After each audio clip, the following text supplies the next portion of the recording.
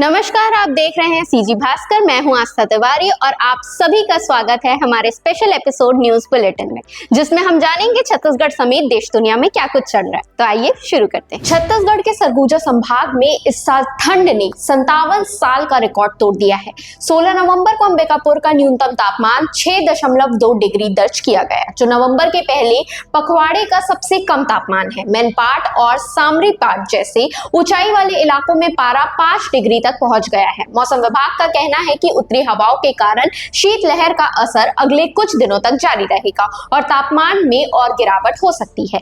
तेज ठंड का असर लोगों की सेहत पर दिख रहा है। सर्दी, जुकाम और वायरल के मामले बढ़ रहे हैं, लेकिन स्कूलों के समय में अब तक कोई बदलाव नहीं किया गया है। शाम ढलते ही बाजार जल्दी बंद होने लगे हैं और सड़कें सुनसान दिख रही है। ऐसे में मौसम विभाग ने सतर्क रहने की अपील की है। छत्तीसगढ़ीय क्रांति सेना के प्रमुख अमित बघेल की सिंधी और अग्रवाल समाज पर विवादित टिप्पणी के बाद मामला गरमाया हुआ है, लेकिन इस विवाद के बीच एक अहम तथ्य सामने आया है। छत्तीसगढ़ महतारी की पहली प्रतिमा स्थापित करने वाले कोई और नहीं बल्कि अग्रवाल समाज के दाऊ आनंद कुमार अग्रवाल थे। दुर्ग के वर्तमान एसएसपी विजय अग्रवाल के पिता आनंद अग्रवाल ने रायपुर के घड़ी चौक पर यह प्रतिमा राज्य आंदोलन के चरम दौर यानी 1958 में लगवाई थी। यही प्रतिमा आगे चलकर आंदोलन का प्रतीक बनी और आज यह स्थान मंदिर का रूप ले चुका है।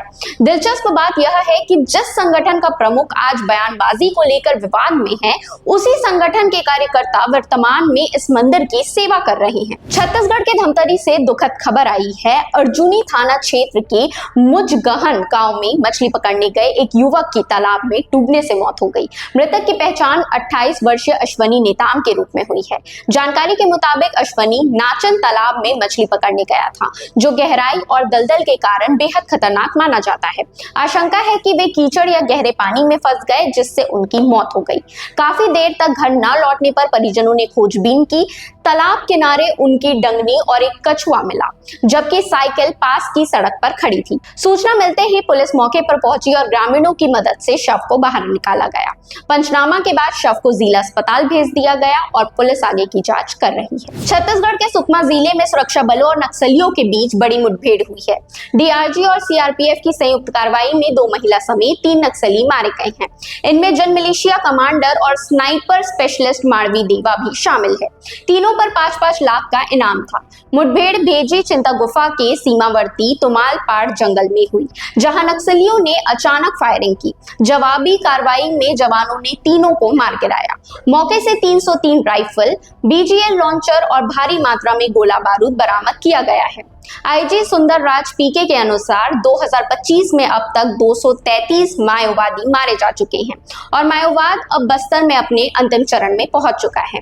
इलाके में अभी भी सर्च ऑपरेशन जारी है। छत्तीसगढ़ के जशपुर जिले में कृत्रिम गर्भाधान तकनीक से पुंगनू नस्ल की मादा बछिया का जन्म हुआ है, यानी दुनिया की सबसे छोटी गाय की नस्ल।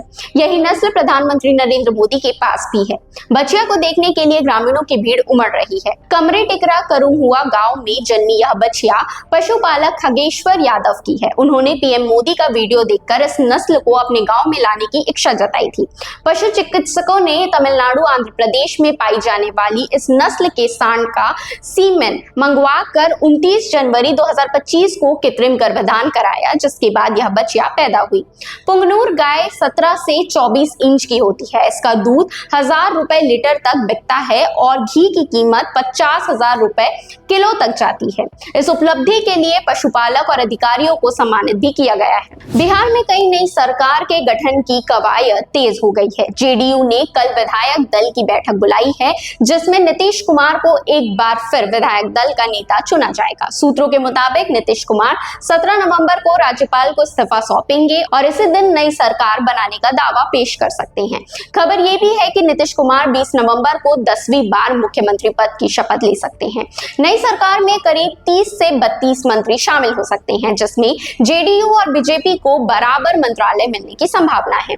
चिराग पासवान की पार्टी एलजेपीआर को 3 मंत्री पद, जबकि जीतन राम मांझी और उपेंद्र कुशवाहा की पार्टी को एक विभाग मिल सकता है। मैक्सिको में शनिवार को हजारों जेनजी सड़क पर उतर आए। बढ़ते अपराध, भ्रष्टाचार और सार्वजनिक हत्याओं के खिलाफ देश भर में उबाल दिखाई दिया। ये विरोध उस समय उग्र हो गया जब 1 नवंबर को मिचोआकेन में उरुआपन के मेयर कार्लोस मंजी की लाइव प्रोग्राम के दौरान गोली मारकर हत्या कर दी गई।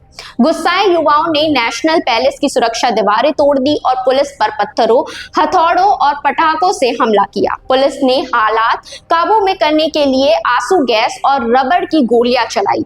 इस भारी हड़कंप में 120 लोग घायल हुए, जिनमें 100 पुलिसकर्मी शामिल है। वहीं 20 प्रदर्शनकारी गिरफ्तार किए गए। जेनजी की सबसे बड़ी मांग है बेहतर सुरक्षा और मजबूत स्वास्थ्य व्यवस्था। भारत को साउथ अफ्रीका के खिलाफ कोलकाता टेस्ट में 30 रन से हार का सामना करना पड़ा। ये 15 साल में पहला मौका है जब टीम इंडिया अपने ही घर में साउथ अफ्रीका से कोई मैच हारी है। पिछली हार 2010 में नागपुर में हुई थी। 124 रन के आसान लक्ष्य का पीछा करते हुए भारतीय टीम 93 पर सिमट गई। कप्तान शुभमन गिल गर्दन में ऐंठन की वजह से बल्लेबाजी करने नहीं उतरे। भारत की ओर से वॉशिंगटन सुंदर ने सबसे ज्यादा 31 रन बनाए, जबकि साउथ अफ्रीका के साइमन हार्मर ने मैच में कुल 8 विकेट झटके। अफ्रीकी कप्तान तेम्बा बावुना ने मैच की इकलौती 50 लगाई और 55 रन बनाकर नाबाद रहे। साउथ अफ्रीका ने इस जीत के साथ सीरीज में जोरदार वापसी की है। बॉलीवुड और अंडरवर्ल्ड कनेक्शन को लेकर बड़ा खुलासा हुआ है। दाऊद इब्राहिम के ड्रग सिंडिकेट से कई बॉलीवुड सेलेब्स का नाम जुड़ रहा है। एंटी नार्कोटिक सेल से दुबई से प्रत्यर्पित किए ताहिर डोला से पूछताछ में दावा किया है कि भारत और विदेशों में होने वाली ड्रग पार्टियों में actors, models, rappers, film makers और दाऊद के रिश्तेदार भी शामिल होते थे। रिपोर्ट्स के मुताबिक ताहिर ने जिन सेलेब्स के नाम लिए हैं उनमें श्रद्धा कपूर, सिद्धार्थ कपूर, नोरा फतेही, अब्बास मस्तान और जिशान सिद्दीकी शामिल है। इधर नोरा फतेही ने इन आरोपों को पूरी तरह खारिज किया है। नोरा का कहना है कि मैं पार्टीज में नहीं जाती, किसी गलत गतिविधि से मेरा कोई संबंध नहीं है, मेरा नाम क्लिक बेट की तरह इस्तेमाल किया जा रहा है। फिलहाल एंटी नार्कोटिक्स की टीम मामले की जांच कर रही है। फिलहाल अभी के लिए इतना ही। बाकी अपडेटेड रहने के लिए हमारे चैनल सीजी भास्कर को फॉलो एंड सब्सक्राइब कर लीजिए।